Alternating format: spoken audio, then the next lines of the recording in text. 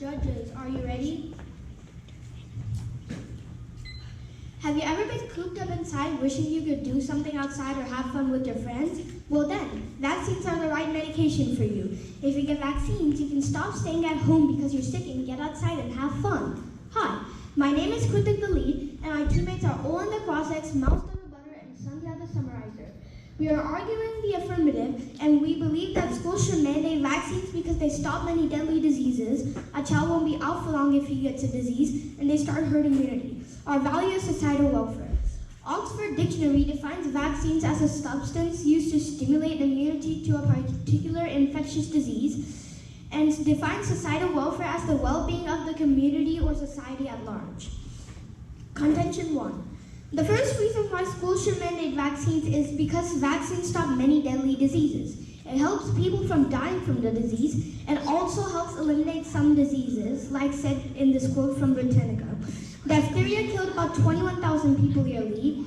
Measles killed about 530,000 people yearly. Mumps killed about 160,000 people yearly. Rubella killed about 50,000 people yearly. And HIV killed about 20,000 people yearly in the 20th century in the United States. But by 2012, each of these diseases were decreased by 99% because of vaccinations. So with this information, people could potentially reduce all the deadly viruses by mandating vaccines. This ties into societal welfare because the less effective the disease is, the more deaths there are, and the more population so that people could have a better life with supplies. Also, Procon.org says that the smallpox disease was stopped by vaccines in 1948 in the US and 1977 in the world. Smallpox stopped due to vaccination. This means that if vaccines weren't there, smallpox would still exist, being a danger to many other people nationally. Contention 2. The next reason why schools should mandate vaccines is because if a child gets sick, they won't be out for long. According to the WHO, when you get a vaccine, your immune system heats up your body to kill the dead germs, not knowing they're dead. By doing this, your immune system recognizes how to kill these germs. So if you ever get the disease, it's easier to stop. So the disease will last long and you can get back in no time. This is important because if schools mandate vaccines, they can keep their students safe and they can stay open with funding and enough staff. Also, vaccines keep you from suffering a disease's full extent. The immune system helps fight the disease so that you don't feel the breathing problems, lung issues, heart failures, or other symptoms like that so everyone can survive. Lastly, states should mandate vaccines because they help start herd immunity. Herd immunity is when a lot of people in a community get vaccinated and repel a certain disease. This helps unvaccinated people stay safe because the area has repelled the disease and their chances of getting it are lower. This means that if a sufficient number of people have already been vaccinated, they can stop an infection from spreading. According to Procon.org, an example of herd immunity was when in 2005 an unvaccinated student got polio and spread it to 4 other people in the community. Fortunately, the community had herd immunity and prevented an outbreak. This stopped many people from becoming sick and dying. Herd immunity helps people who won't take vaccines because of their beliefs and helps them find a safe place where they have no chance of getting sick. This ties into societal welfare because it helps everyone in the community stay safe, even people who refuse to take vaccines. In conclusion, we believe that schools should mandate vaccines because they stop many deadly diseases. A child won't be out for long if we get a disease, and vaccines can start herd immunity. Thank you for your time, and we are now ready for cross-examination.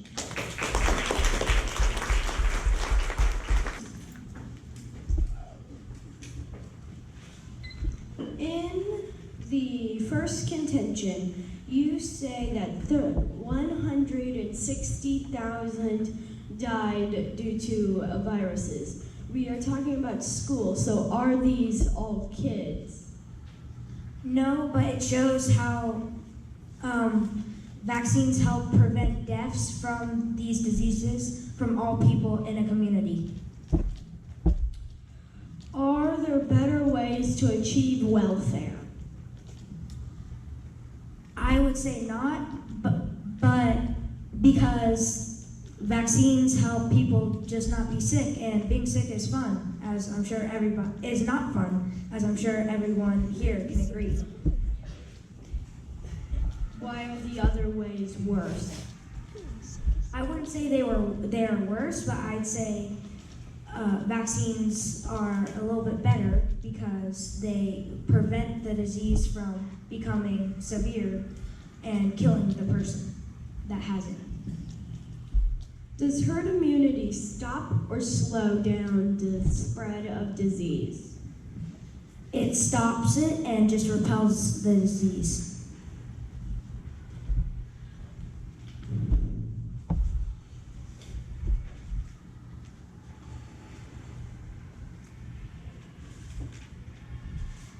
If the immune system works, why do you need a vaccine? As we said in contention 2, the vaccines help the immune system know how to fight the germs, and it would be easier it would create memory cells so your immune system can remember how to fight them. Where did you get that information from? We got that information from procon.org.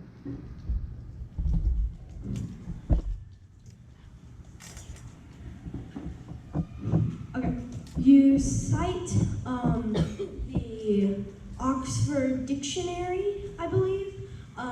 Is that correct? Yes, in the introduction for definition purposes. Do you have any other examples of herd immunity working? Pass.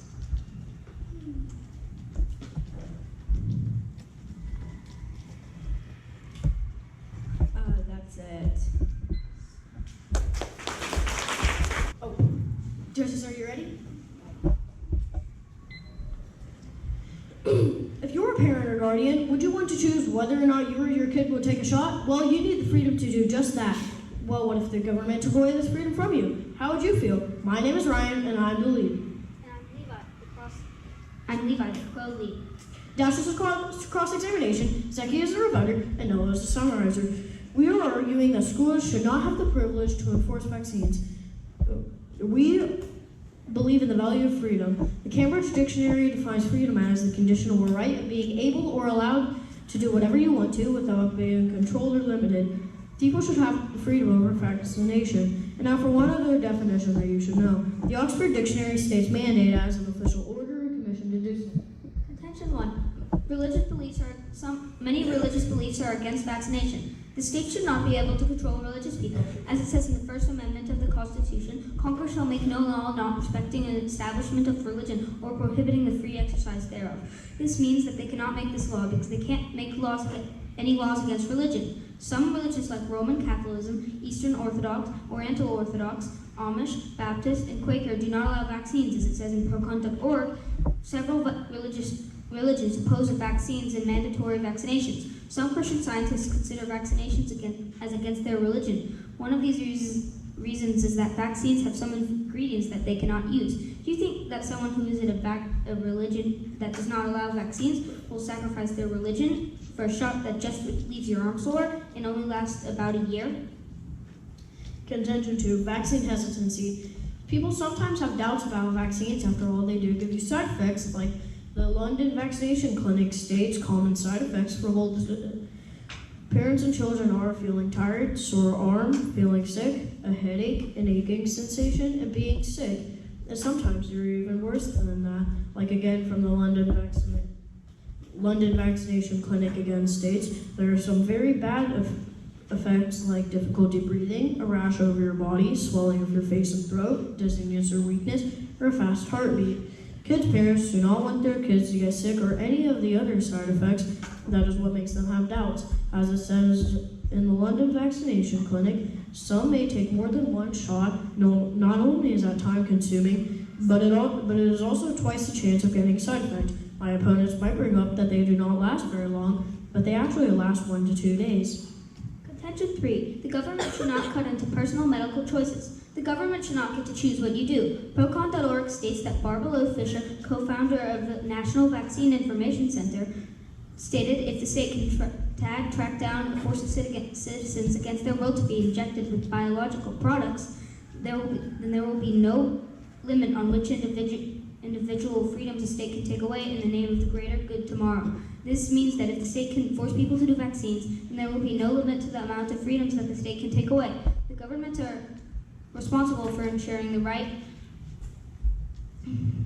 of freedom and the right to enjoy the highest attainable level of health, and mandating vaccines is not the way to do this. The highest attainable level of health is also aimed to clarify the boundaries of freedom, and when you mandate vaccines, it is going past the boundaries of freedom or not letting people have the freedom to do vaccines. We believe that states should not be able to mandate vaccines for school attendance because we value freedom. We believe this because many religions are against this, many people are unsure about vaccination, and the government has no business in our health choices. Thank you for your time, and we now stand ready for cross-examination. In contention 1, you stated that vaccines only last about a year. What source did you get that from?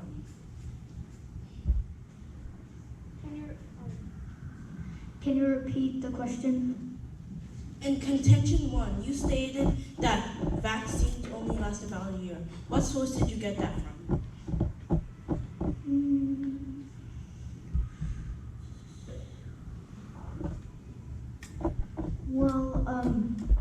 Well, it's actually from just common sense and personal experiences we've had. Because one of the my group's co-lead, Levi, has experience and has to take the COVID shot every year. Well, the rest of us do too. How do you know that is reliable though? Because it's a first-person experience, and it's us who that's happening to. How does fearing side effects relate to your value? I'll pass. What religions do vaccines go against? Well, in our contention 1, it says some religions like Roman Catholicism, Eastern Orthodox, Oriental Orthodox, Amish, Baptist, and Quaker do not allow vaccines. Why do vaccines go against those religions? Because it has specific ingredients that most religions cannot consume in any way. What if the people that don't want to take a vaccine get a disease that only mandatory vaccines that are in schools can prevent? Well, they would trust in their religion, so I don't really know because I don't have a religion that's like that, but they would probably just trust in their religion and hope for the better. What if the side effects help with fighting off the disease? I don't even understand how that could possibly help with the side effects could help fighting the disease. They could possibly get you sick. Wouldn't the government be keeping them safe by mandating vaccines? Yes, but they would also be going against the religion, which in the Constitution says they cannot do that. And it's religion. That is a very important thing that people would risk their lives for.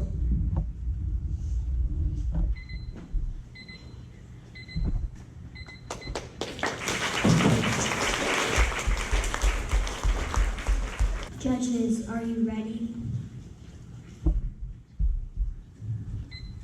To summarize the debate, we are arguing in the affirmative, and we believe that states should mandate vaccines because they stop many diseases that could be deadly, they help schools and students, and they help start herd immunity in communities. Our value is societal welfare. In contention 1, we state that several diseases kill tens to hundreds of thousands of people per year in the 20th century U.S. And by 2012, each of these diseases decreased by 99% because of vaccines. This shows that vaccines have helped fight diseases a lot. And by mandating vaccines, we can help the death numbers lower and increase the danger of disease faster. In contention 2, we say that vaccines vaccines help your immune system know how to fight the disease, simulating the real thing. This means that even though you don't get the disease, your immune system still knows how to fight it, and your immune system can develop at a regular pace as a child. In Contention 3, we stated that vaccines help induce herd immunity in many communities. Herd immunity is important because it stops an outbreak. Also, anyone who is visiting doesn't have to go through the trouble of getting a vaccine or trying to get better after catching a disease, because the community has herd immunity and there's no disease to catch. When the opponent asked if there were other examples of herd immunity, the rebutter said pass only because we didn't find any other examples. But that doesn't mean there aren't other examples, because herd immunity has helped many communities. When we asked where they got information that vaccines last for 1 year, the opponent stated that it was from personal experience, which is not a very reliable source. Also, the opponent passed on why side effects tie in with the value, which means that maybe the value isn't the best value. We should always be a little safe, and according to Benjamin Franklin, an ounce of prevention is worth a pound of cure. For herd immunity to happen and be safe, 94 to 96% of people have to be vaccinated. But what if even 30% get side effects that could last a while and make them unable to go to school, meaning they might forget what they learned, but most of all, they're staying home when they could be at school learning. There are 341 million people in this country, and herd immunity is about 95% of people to be vaccinated. But what would happen if that 5% gets infected? About 17 million people will get infected. We're just going to forget about them just because 95% of people will be vaccinated. The rebutter passes if there are any examples of herd immunity used. So do they really work? You say that when you give someone a vaccine, their immune system will realize how to fight that germ, but since they don't know anything about that germ, and vaccines put a little bit of that germ into the body,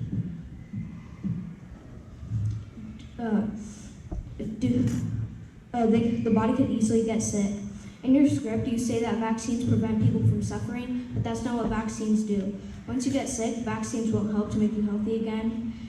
During affirmative rebuttal, they say that people who die aren't all kids, which doesn't tie into the resolution. Our first contention is that many religious beliefs are against vaccines because the religion tells them that vaccines are blood pollution and stop the regeneration that every church member seeks to achieve. But when we force vaccines, they don't get the freedom to believe what they choose and are forced to think again. Our second contention is about vaccine hesitancy. People can be hesitant over the effects of vaccines that can easily make kids miss school, and students will be able to give their best effort and can get kicked out of school for days missed. Our third contention is government intervention in personal medical choices. If the government can track down and force biological products into a child's body, there will be no end to the government's power. The First Amendment of the Constitution makes it so the government can't intervene with religious beliefs. But when the government doesn't listen and goes on talking to the innocent parents, are they really representing the people? Thank you for your time.